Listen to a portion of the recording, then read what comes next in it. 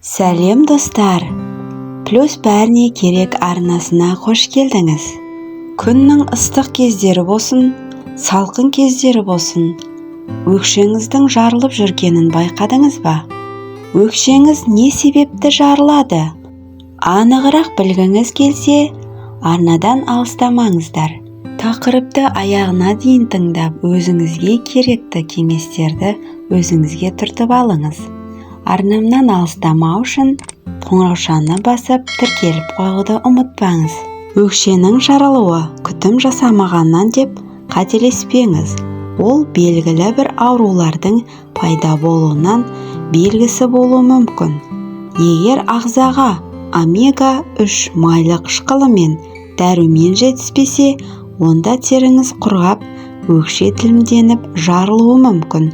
Сонымен қатар, бауыр, қалқанша без, бүйрек жетімсіздігі, варикоз аурулары мазаласа да тері құрғайды. Оған қоса, глюкоза мен инсулиннің көптігі де терінің құрғауына себеп болады. Өкшенің жарылуына, қышыма, аяғыңызды жарақаттап алғаннан жағымсыз иістен пайда болады. Бұл кезде өкше қабыршақталып жарыла бастайды. Қышыма кезінде қалай емдеу керек? Алдымен қышыманы емдеу керек. Ол үшін дәріханада сатылатын бактерияға қарсы сұйықтық немесе дәрілер аласыз. Яғни дәрігеріңізбен кеңесу арқылы құрамында тербенафин қышыманы кетіріп, өкшенің жарылғанын емдейтін маздер алыңыз. Бір аптадан соң-ақ теріңіз тегістеліп, өкшеңіз әдемі бола түседі. Бір ескеретін жайт, емді қолданудан алдын аяғыңызды сода қосылған сумен тазалап жуасыз. Сүлгімен мұқият сүртіп, таза ауада кептіресіз. Эндокриндік ауру кезінде өкше жарылады. Егер сіз қант диабетімен ауыратын болсаңыз, онда ағза сусызданып, соның салдарынан тері құрғайды. Өкше жарылғыш тілімденіп шыға келеді.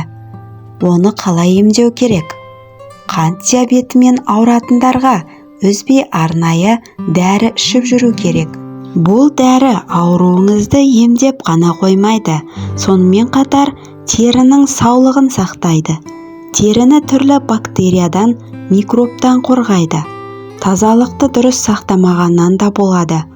Күнде бетіңізді, қолыңызды жуғандай, аяғыңызда сабындап жуу керек.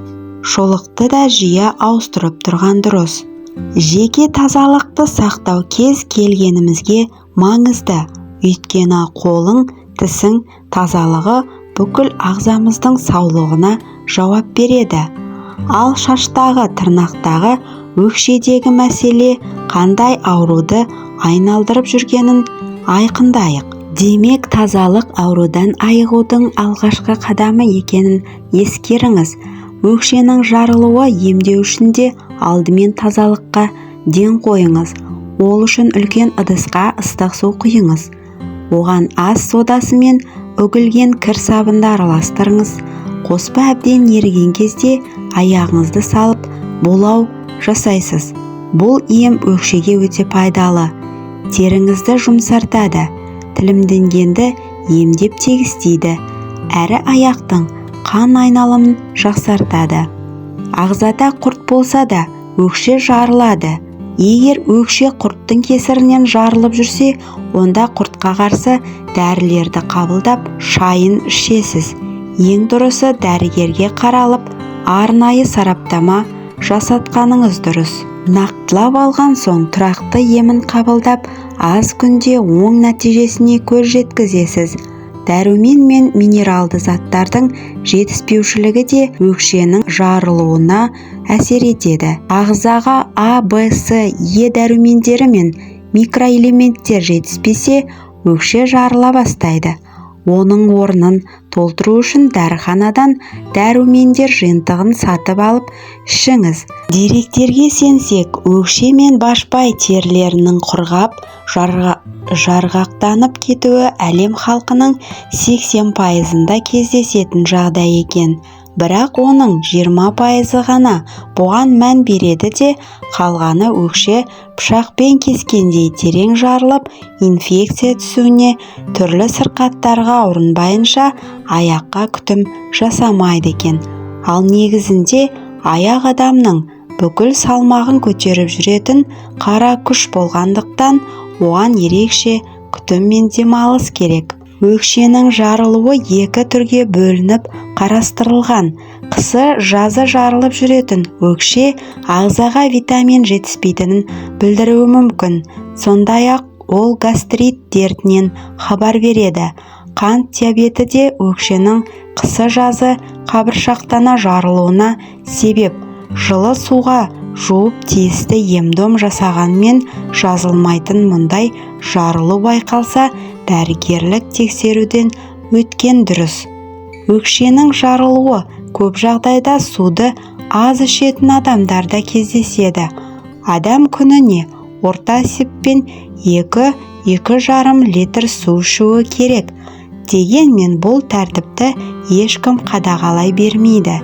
Есесіне ағза сусызданып, адам терісі құрғайды. Мұндай адамдарға әжім көп түседі. Ұйқы және қалқанша безі жұмысында ақау бар адамдардың өкшесінде пышақпен кескендей терең тілімдер болады.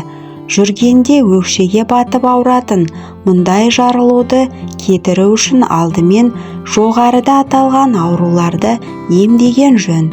Ал егер өкше жаз мезгілінде жарылса, онда аяққа өзгеше күтім жасауға тура келеді. Негізі күннің ыстық сәулесі қызуын жерге сіңіреді. Ал ол қызуды алдымен аяқ сезеді. Ыстыққа табан терісі құрғап, жиырылады. Табан терісі күйіп, қабыршақтана бастайды. Осы өлі теріні күнделікті жылы сумен жуып отырып алып тастап, аяққа крем жағып тұрмаса да, ол қатпарланып, тереңірек жарылып кетеді. Бұл жарақатқа микроб үйір келеді. Ал оның жақсылық емес екені аян. Ендеше аяққа күтім жасаудың жөнін білгеніңіз дұрыс. Аптасына 2 рет аяқты шым-шым ыстықтау суға салып 20 минут отырған жөн. Суға аздап сабын немесе сода қосқан жөн. Болмаса 2 литр суға 1 ас қасық түймедақ гүлін қосуға да болады. Ол аяқты тынықтырып, шаршауды тез басады, теріні жайландырып, нәрлендіреді. Осыдан кейін өкшедегі башпай ұштарындағы жансыз теріні арнайы құралмен алып тастап майлы крем жағу керек. Жазда жайсыз көрінетін өкшенің жарылуы андыз, девиасил тамыры немесе жас капуста жапырақ арқылы кетіріп көріңіз. Андыз тамырын жарты литр суға қайнатып, осы тұнбаға малынған дәкені өкшеге орап ұйықтауға болады.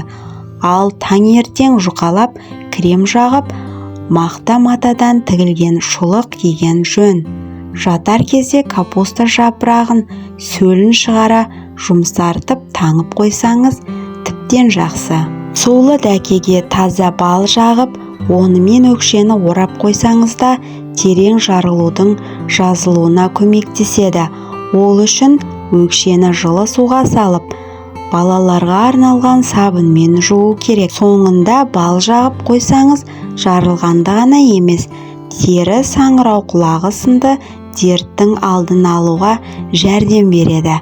Өкшенің жарылуына арналған ақпараттарымыз, пайдалы кеңестеріміз сіздерге ұнаған болса, арнаға тіркеліп, өз пікірлеріңізді жазып, қолдау көрсетіңіздер. Сіздердің қолдауларыңыз өте маңызды. Өз денсаулықтарыңызды күтіңіздер.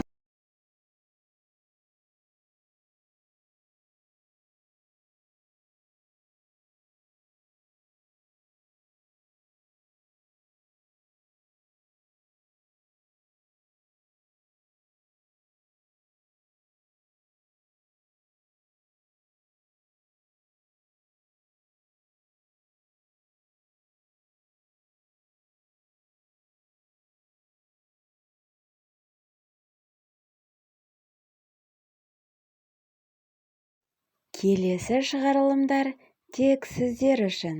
Сіздермен бірге плюс бәріне керек арнасы.